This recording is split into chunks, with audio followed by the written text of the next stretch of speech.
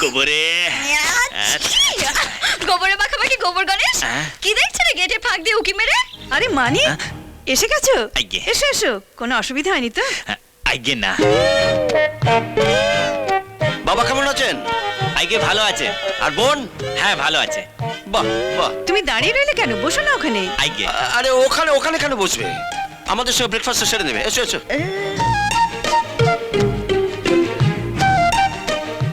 মানিক, তুমি জলখাবারে টোস্ট ডিম খাবে নাকি অন্য কিছু বানিয়ে দেবো?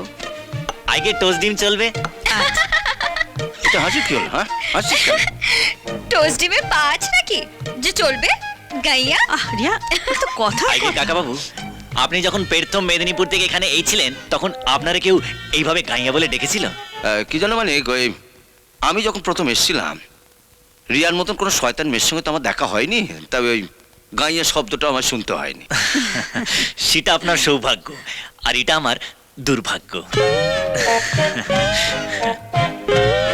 এর উত্তর আমি তোমাকে পরে দেবো মানিক চাঁদ। আগে মানিক চাঁদ নয়, মানিক চন্দ্র। মানিক চন্দ্র সাধুখা। হ্যাঁ ঠিক আছে ঠিক আছে, ঝগড়া পরে হবে। না বসো, খেতে বসো। মজু দাও খাবার দাও। হ্যাঁ দিচ্ছি। কি গন্ধ! ও সারা পিঠে গোবর। সে কি গোবর? কোথায় দেখি দেখি দেখি পেছন। ওমা হ্যাঁ তাই তো। ও সেই জন্যই জানো তো, তখন থেকে আমি একটা বিশ্রী গন্ধ পাচ্ছিলাম, ঠিক বুঝতে পারছিলাম না। তা মানিক, তুমি কি গোবরে পড়ে গিয়েছিলে নাকি? আগে হ্যাঁ। তা তুমি কি করে পড়লে? মানে কি করে পড়লে? কলকাতায় এসে ঘাবে টাবড়ে গিয়ে গোবরে পড়ে গেছে বোধহয়। আগে আমি তো জানতাম যে আমাদের গায়ের রাস্তাতেই গোবর থাকে, কিন্তু কলকাতার রাস্তায় যে গোবর থাকে সেটা আমি জানতাম নি। উত্তরটা পেলি? এর উত্তরের কি আছে? কলকাতার রাস্তায় সাবধানে চলাফেরা করা উচিত। এরকম হাদারামের মতো চললে গোবরেই পড়ে। আগে না না না না কাকা বাবু, আমি চলছিলাম না, আমি তো দাঁড়িয়ে ছিলাম।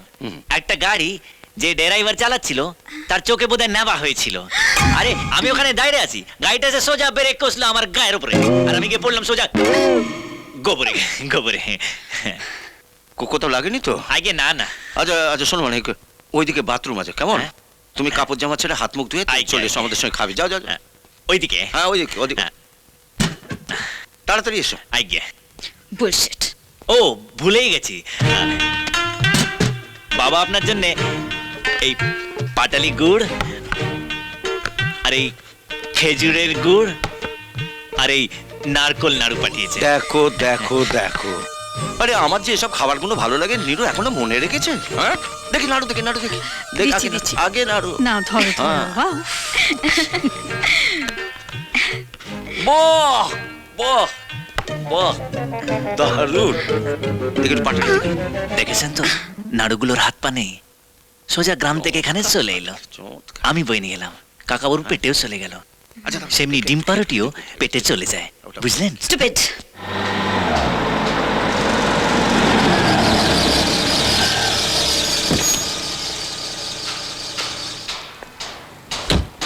এসো মানে আলাপ করি। খুলছি নি। এসো আলাপ করি। Good morning sir. Good morning.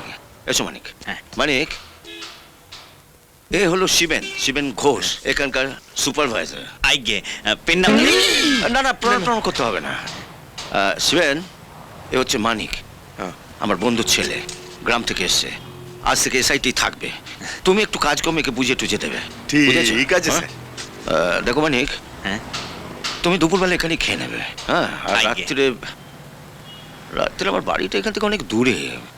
আচ্ছা তুমি রান্না বান্না করতে জানো? আইগে করে নেবো কাকা বাবু। বাহ, তাহলে তো আমি আমার ম্যানেজারকে বলে তোমার ফ্ল্যাটে একটু রান্না বান্নার ব্যবস্থা করে দেবো। কেমন? আজ্ঞে। হ্যাঁ? ওরে বিরিতি কাটালের আটা তেল লাগলে পরে ছাড়ে না, এই গোলে মালে বিরিতি করো না। আরে আরে গোলে মালে রান্না করো না। মানে ধর